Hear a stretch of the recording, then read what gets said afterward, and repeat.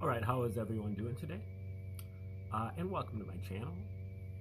It's an educational channel, and we try to check into some great theories of everything, ancient and modern, mostly obscure, things that you probably haven't heard of before, from people who are my heroes, people who really went for it.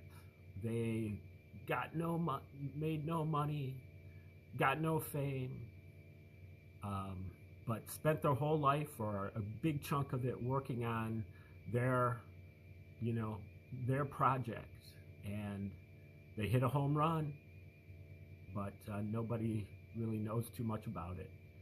And we're trying to dust these things off of the, the dustbin of history and resuscitate them. And in particular, we look at cosmologies and all-encompassing theories, grand unified theories, magnum opuses, tour de forces, and earth-shattering discoveries. And today is our 220th, I believe that's right. It might be 219th video we've done under the rubric of the Reciprocal Church, which is a shout out to Dewey B. Larson and his reciprocal system of theory, which connects science and religion.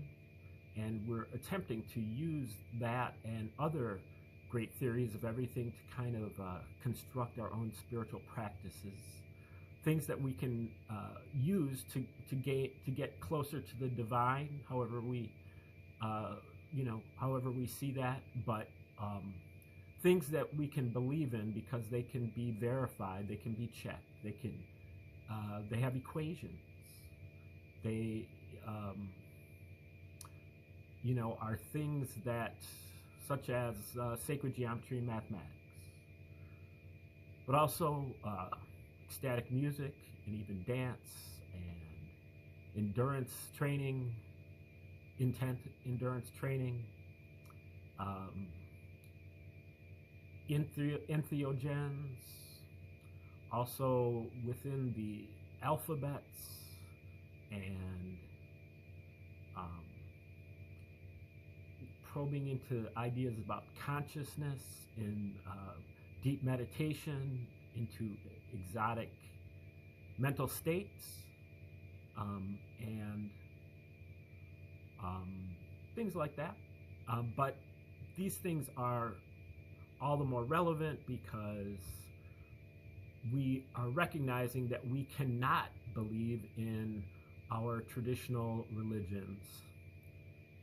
All of the Western religions, I have found from doing research, that there are we'll just stick with the Bible. The Old Testament and the New Testament are both fraudulent for different reasons.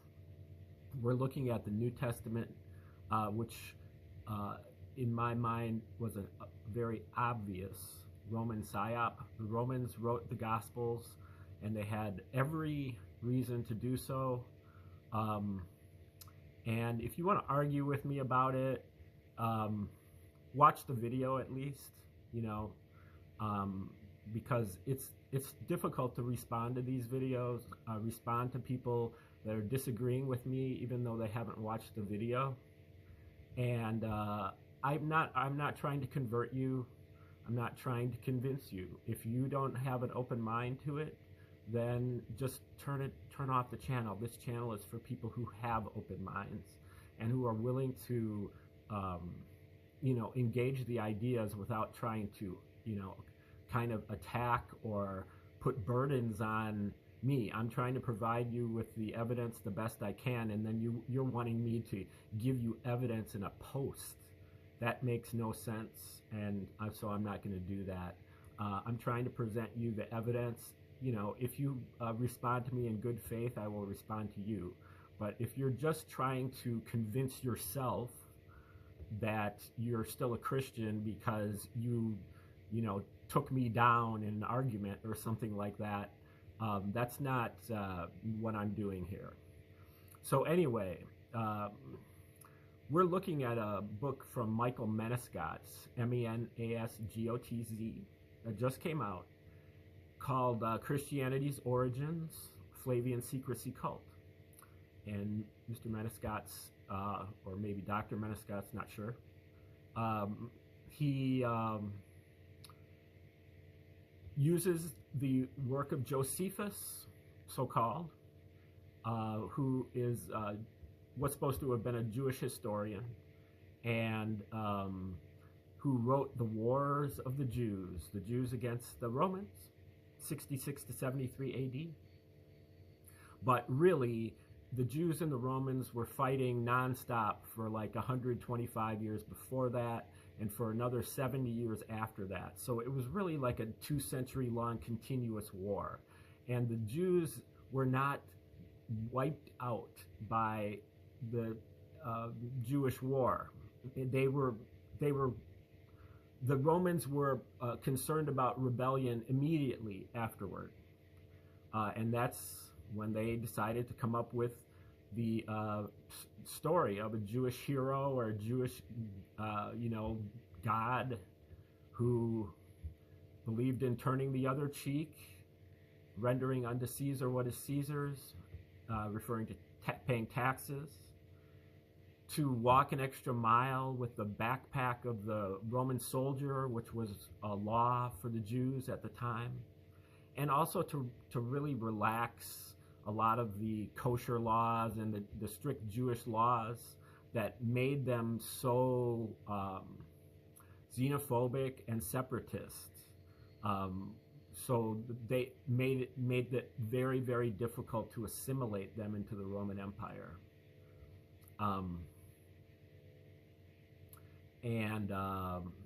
So they wrote up the Gospels, but they wrote it up with their signature on it, so that it could be told over time that that's what happened. And what the New Testament is a powerful piece of magic. It must have taken forever to put it together, because when you read it in unison with Josephus's Wars of the Jews, you will see that those two works were written together as a interactive piece of literature. The parallels between the two are overwhelming in terms of the number. Menescot finds over 250 parallels between the two just in the book of Luke. And so that's what he goes over, and he constructs a graph, a plot, where he plots the points of all of the correspondences, all of the parallels or parodies between the Wars of the Jews and the book of Luke. Luke on the vertical axis, Wars of the Jews on the horizontal axis. And when he does that, you can see that the Romans signed their names to it. Arius Piso, Titus Vespasianus. Arius Piso was basically the shadow Caesar during the reign of Vespasian and Titus, who were the official emperors from 69 to 81 AD. And they were also the military generals who defeated the Jews in the Wars of the Jews. And they were both injured in the war, and they show a great deal of hostility to the Jews. And Josephus was just a pen name. It was actually this guy Arius Piso. So that's what it is, Arius Piso Titus Vespasianus. That's what I think. Now, I think Menescot has a slightly different idea, but it's along the same line, so let's see where he goes here. Now, this is, we're picking up right in chapter 2. I think I've been reading this about 8 or 9 days, so you'd have to go back, to the beginning to start the book at the beginning. But this is a good place to start because he starts out with his thesis. My thesis is that his strategy, and later that of his son Titus, so Vespasian's strategy, along with his son Titus, was to design Jesus' story and publish this good news, albeit with a hidden message concealed within it, which could later be revealed to indicate that the emperor himself was the second coming of Jesus, to thereby convince all Jews, commoners, slaves, and indeed the legions, to see him as their God. However, this was not enough. The emperor's objective was to make everyone adopt pure emperor worship. So it was necessary to include additional hidden messages within the Gospels that could later be revealed to show that Jesus was just a fiction and indeed merely a parable about the emperor, in order that the emperor worshippers could be made to become pure emperor worshippers. So to kind of get rid of the Jesus part, that again that maybe brings up the analogy of Jesus and Santa Claus again. That, you know, you start out with the Santa Claus part, but then once you mature a little bit, you move up and you discard the Santa Claus, and now you've just got the emperor. And the emperor was written into the Wars of the Jews as the second coming of Jesus in the Gospels. What Jesus predicts or prophesies for the future is literally fulfilled by Titus or Vespasian in the Wars of the Jews. That's kind of one of the major patterns of the correspondences. Jesus prophesies or predicts something in symbolic or metaphorical language, and then that thing, whatever he predicts, is fulfilled by Titus or Vespasian literally, not figuratively, but literally. And that is another form of mockery. They're doing this to mock whoever's following this, the Jews at first, but then they went after the Gentiles after that, and the Roman, legions and so on. Only by achieving pure Flavian, that's the name of the dynasty of Vespasian and Titus, and Domitian, Titus's brother. Only by achieving pure Flavian worship would Vespasian be assured that the people would raise their children and grandchildren to worship his descendants. So this was critical to ensuring the continuity of the Flavian era and keeping Vespasian's descendants on the throne for generations. In summary, it is this vanity and greed of Vespasian's family and their desire for pure and perpetual Flavian worship which explains why we have been left with proof that their government created the Gospel of Luke, and by implication that they are responsible for the story in the Synoptic Gospels as a whole. In short, not only did Vespasian clearly have the means and the opportunity, but since this strategy satisfied all of his objectives, including ensuring his family's legacy, his success as an emperor, and his personal survival, he had the strongest possible motive one could imagine. And yeah, I mean, I agree. I don't necessarily agree with who wrote this. I think that it was more Arius Piso than it was Titus and Vespasian. But nonetheless, the point that I agree with is that whoever did it had every motive to do it. They had the means and they had the opportunity. If you were a detective looking for a crime, these are the first people that you would look for. These are the first people that you would look for. Okay, going to a new page here. That's always a little bit of an adventure. So hopefully I don't. I have the wrong page. Let's try this again.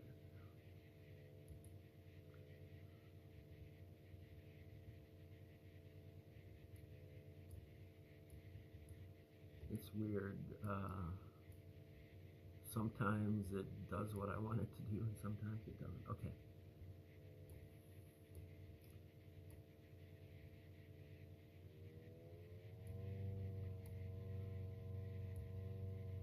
Okay, existing evidence showing that Vespasian's government was responsible for Jesus' story. In 2000, I believe it's 2005, but in 2005, I believe, Joseph Atwill published the first edition of his book, Caesar's Messiah, showing that Jesus' story contains many obviously intentional parallels with the story in Wars of the Jews, or the Jewish War, by Josephus, so-called Josephus, describing Vespasian and Titus leading their legions through Judea, crushing it, and destroying Jerusalem. The locations of the parallels he discovered in Luke and Jewish War are plotted here. So he shows that what Atwill discovered is really just kind of a wing on the V of the APTVS pattern, and a little bit of the S, but mostly the right-hand side of the V and kind of the top of the S. Those where Luke appears to parody Jewish war are light blue, and for the reverse, I will use dark blue. And again, one parodies the other, and then the other parodies it right back. This shows that they were written together. If one parodied the other, then you could say that, oh, this one came first and this one parodied after it.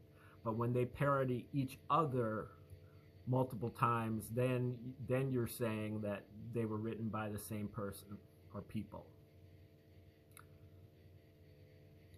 The clearly visible string of parallel events in Jesus' story and the emperor's victories points to a Roman government source for Luke, but doesn't prove it. So that's what he's saying about Atwill. He's pointing to it, provides evidence, but doesn't prove it. One argument that Atwill seemed to struggle with was, quote, surely it makes no sense that someone creating a new religion would include evidence within it showing they made it up. I didn't really notice Atwill to struggle on that, but I'll go with it for right now. My thesis that the emperor required that that people's belief in Jesus must be brought to an end once they had accepted him as the second coming and were hooked on emperor worship, so as to sustain pure Flavian worship for generations, enables us to fully understand, or finally understand, why such evidence was left for us to find. I mean, I would say that, any type of vanity or desire for immortality would also provide a motive for, hiding it, but making it so that it'll eventually get discovered. The next section, how to reveal the hidden information without this acting to prevent any further converts. When I first published my thesis, the question of when the Flavians planned to publish these revelations was probably the main one to which I had no good answer. For sure, I could explain them not having done so on the basis that they suffered untimely deaths, and certainly the later emperors, both Vespasian and Titus, died while they were, Vespasian was 70 years old, but Titus was only like 42. Some people say that he was murdered by his brother Domitian. I'm not exactly sure about that, but Titus definitely died young. He had only been emperor for 2 years. Vespasian was emperor for about 10 years. So I could explain them not having done so on the basis that they suffered untimely deaths, and certainly the later emperors would have been keen to prevent revelations that might lead the people to worship their successors. But that still didn't answer the question of when the Flavians intended that this information would be revealed. Was it supposed to happen after a few years? A decade? 2 decades? The difficulty is that once it has been revealed that Jesus' second coming is Emperor Titus, further recruitment to faith in Jesus becomes nearly impossible. And, well, apparently not for the preterists, because the preterists still have Josephus in their Bible canon. Many other groups have had it in their canon in the past, up until the Middle Ages. I guess once they figured out that Jesus' second coming is Titus, that's a mind trap. They trapped the Christians with this, because Jesus predicts things that Titus fulfills. And so you can think, well, Jesus' predictions were correct. But if they are, that just makes him a prophet. It makes Titus the second coming. So he's saying that is going to destroy, once that is known, that destroys belief in Jesus. And I don't know about that.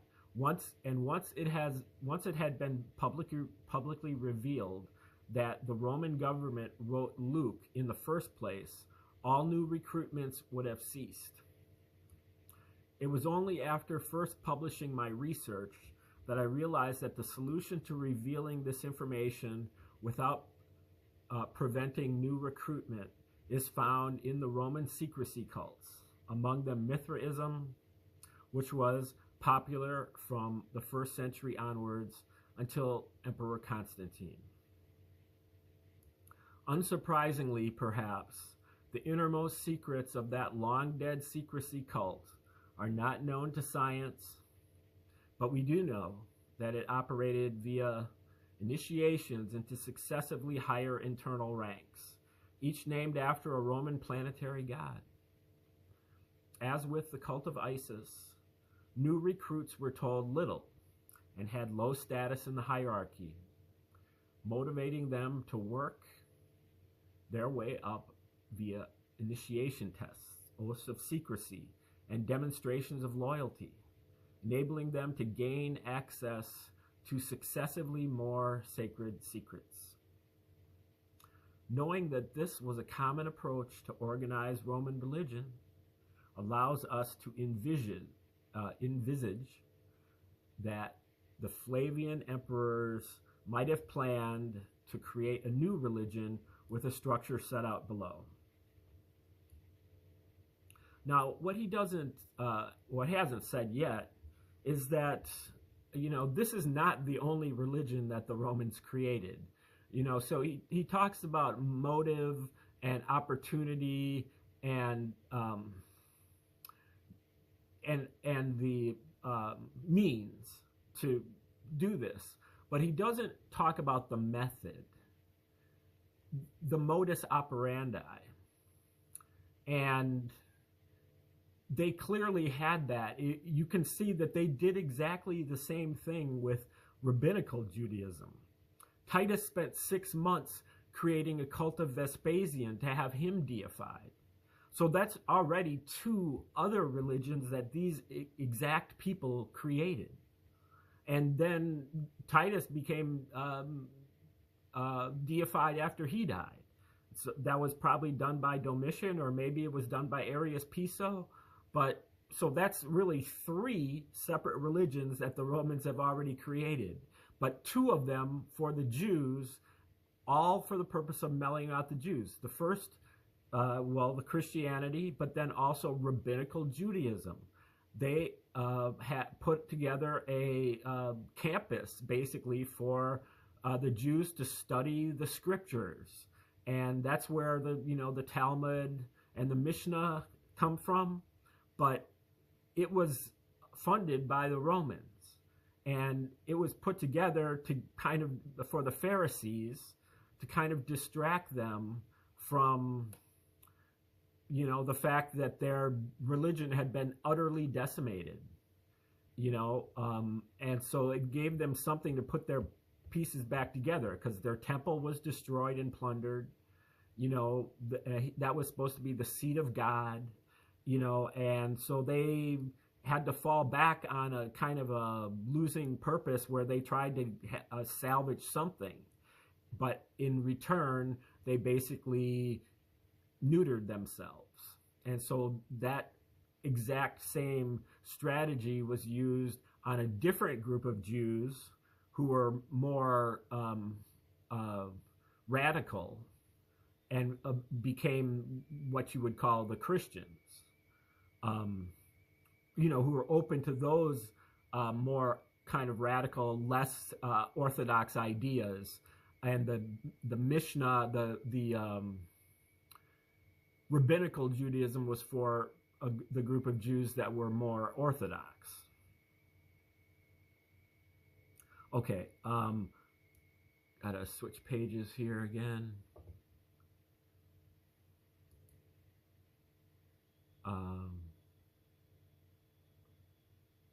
Let's see, how do I do this? Okay, I'm sorry, I'm not good with computers.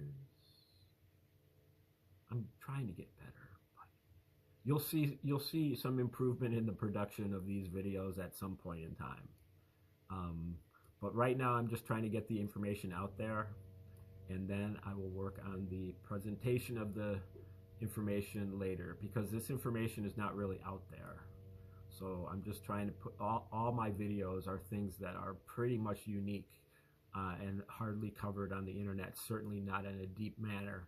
And so I'm just trying to put it out there, and then in the future we can worry about the presentation.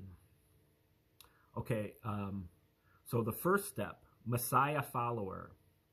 These would be converts who accept Jesus as a Messiah and who would form the bottom tier in the new religion.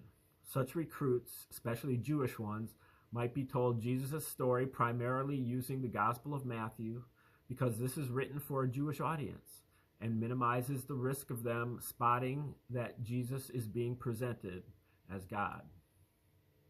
Second step, believer. Those sufficiently hooked on Jesus could advance to the next tier and be shown the evidence that Jesus is the divine Son of God and should be seen as a deity along with his Father, the Jewish God, as opposed to merely having been suspected of this by his disciples. In the very first years of early Christianity, in the AD 70s, or CE 70s, this information was likely deemed a secret.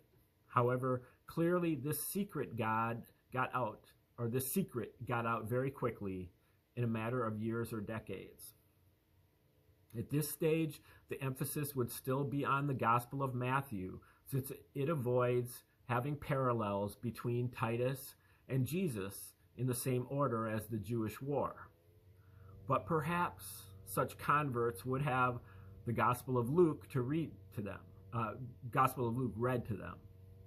Worshippers would also be shown that God saves us from sin, so the Jewish Passover ritual is no longer required.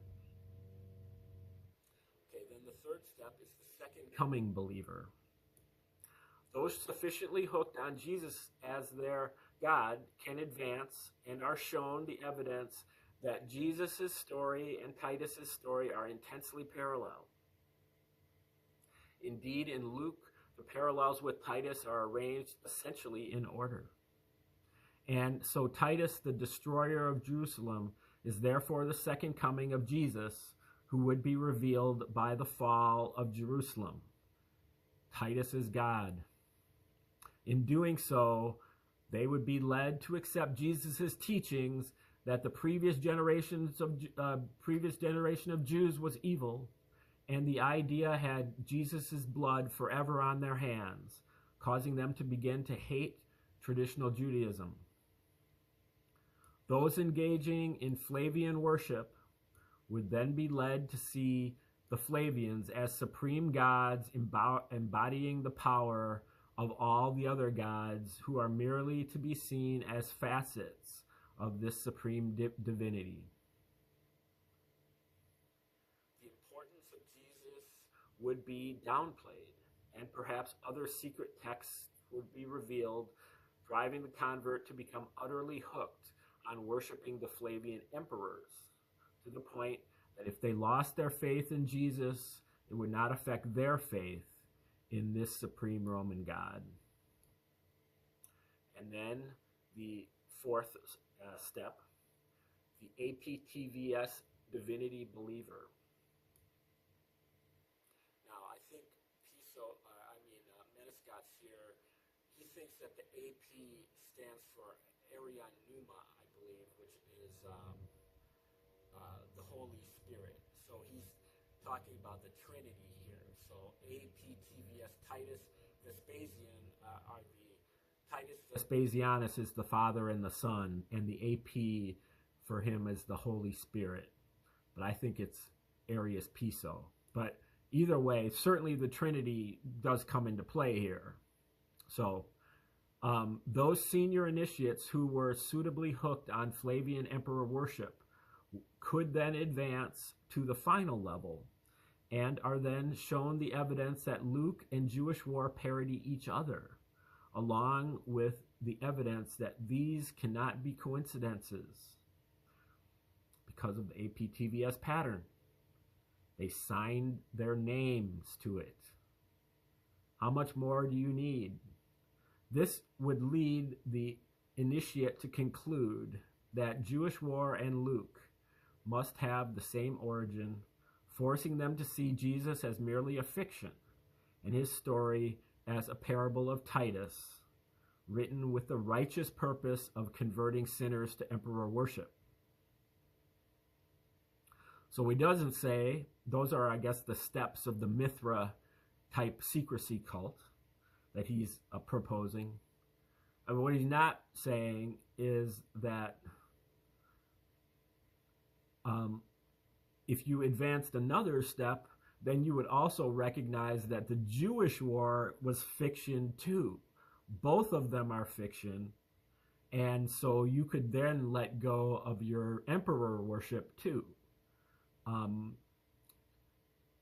But that would have taken another step because, you know, you're not inclined to be thinking that the history, that something that is a history is pure fiction. And it's not pure fiction. It's just, it gives an outline of the general trajectory of the story, but it puts in a lot of fictional anecdotes and stuff. Okay, we're going to stop right there, and we'll get back into this tomorrow. Thanks for tuning in today.